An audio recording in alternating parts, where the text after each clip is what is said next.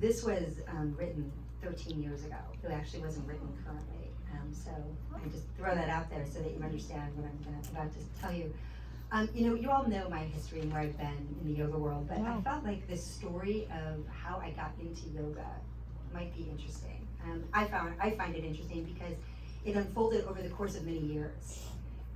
So I lost my dad when I was 18 years old, and it was hard for me because I didn't have, learned by reading the book, I didn't have the best relationship with my mom. So I felt a tad parentless, quite honestly, and I went off to college, and then I left and went back to Chicago and found my way out to California. And somewhere around the time I was about 25, I had this dream, and it was a surprising dream. It was I was in some place where there was a big palace behind me, and I was running out of the palace down these very wide steps. And it was interesting because there were these women, these three women they were large in the sense, and they were big black buns. They had these long needles going through their hair, and they were sewing tents, like big canvas tents. So again, I don't know where I am, but I'm going down these stairs, and one woman said to me, "Little girl, you look really scared." And my eyes popped open, and it was really funny because my eyes popped open a lot when I was younger. I was mystified by a lot. And I found myself diving into this waterway, and I was diving under all these little arches, all these little bridges, and they were little bridges, not big bridges like we know them, just little ones. And the next thing I knew, I was in the mouth of this big river, and I was floating down the river. And what I did was, in the stream, was I found myself to the side, and there were these big cement steps, and I made my way over in the water, and all of a sudden, as I got there, a hand reached out to me. And I grabbed the hand, and I realized it was a man. He was wearing linen pants with a big drawstring and a linen top, and he was very tan, and he had sunglasses. And I got to look straight at him, and I'm like, "Dad?" I'm like, "Is that you?" And he's like, "It is." And I'm like, "You look amazing. You look tan. You look so happy." And I was like, "Wow." And he said, "I am." He goes, "I'm doing really, really well." And he goes, "But there's someone I want you to meet." And out from behind came this tall, kind of lanky young man with fiery red hair and these blue eyes. And this young man came right at me, and his blue eyes got bigger and bigger and bigger to the point that I woke up. And then I was like sweating. I was like, whoa, that was so weird. So I didn't understand, but here I was having my first dream with my father in it since he passed. And go forward a couple of years, and all of a sudden I'm in a bookstore, and it's like a scene out of a movie. My backpack hits a book, the book falls over. All of a sudden it opens up to this page, and there is the palace that I remembered in the dream.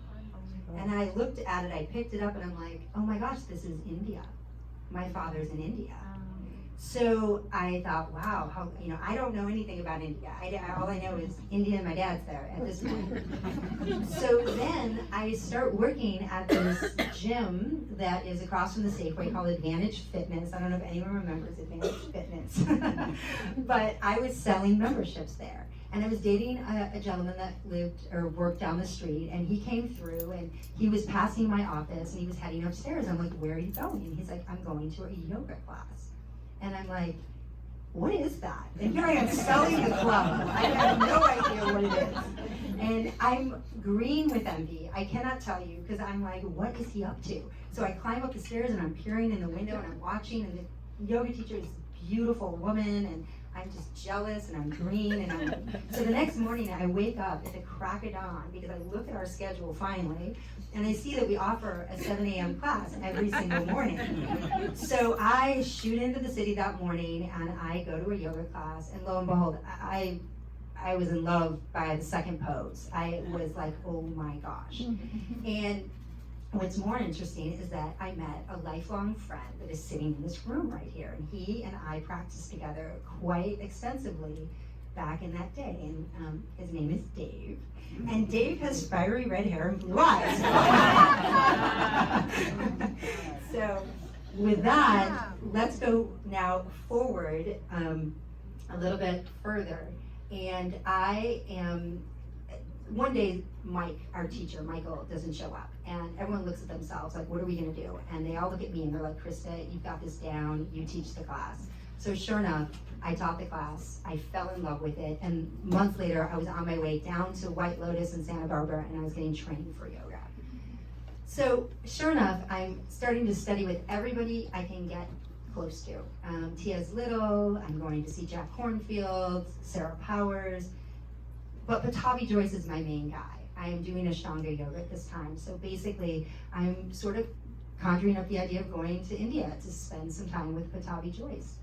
And what's interesting is a friend of mine gave me a book called Here to Nirvana. I don't know if anyone's ever read it, but it's about going to India, and it's by Ann Cushman, who was the editor of Yoga Journal magazine. So I thought, well, she might know a few things about India, so I'm going to read this. And I open up the book, and right in the introduction it says there's a number of reasons why people go to India. They've got a teacher they want to study with, they're interested in the culture, and then she says, but on a rare occasion, blue searing eyes come to you in a dream. Whoa. And I was like, oh my gosh, I just like was my dad. Oh my God, he parentlessly as I was, got me into yoga.